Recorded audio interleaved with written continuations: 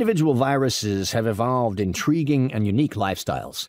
Many have altered the world we live in and continue to do so. The ravages of smallpox and measles viruses, long ago brought inadvertently to the New World by Europeans, decimated the native populations, allowing the newcomers to invade and colonize without restraint. Since antiquity, smallpox and measles viruses had infected populations in Asia, the Middle East, and Europe. Selective pressures then weeded out the most susceptible victims and provided immunity, protection for the survivors of infection. For example, New World natives who had never been exposed to these infectious agents were highly susceptible, readily infected, and died in huge numbers. Simultaneously, Europeans, including members of the military in the New World, died from yellow fever, especially the French forces in Haiti. As his soldiers fell victim to this virus, Napoleon decided to sell a large component of France's New World holdings to the newly formed U.S. government headed by Thomas Jefferson. Acquisition of this huge area, termed the Louisiana Purchase, allowed the United States to extend from the Caribbean shores to Canada, and then expand westward to the Pacific Ocean.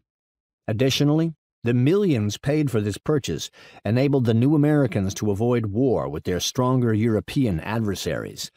Thus, viruses played a commanding role in the defeat of America's native warriors, the conquest by Europeans throughout much of this continent, the dramatic increase of the slave trade, and the manifest destiny of Western expansion across the United States.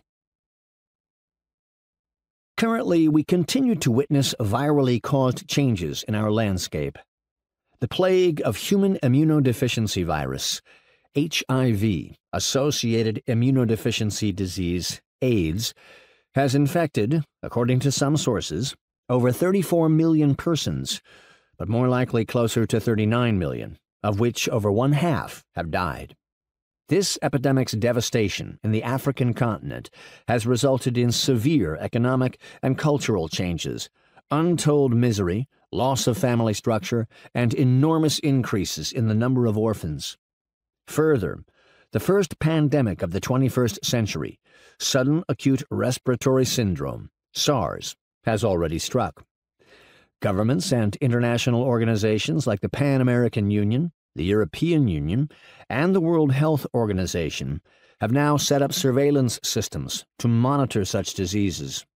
They have planned countermeasures to prevent a future plague from influenza viruses, such as those that killed 40 to 60 million people from 1918 to 1919.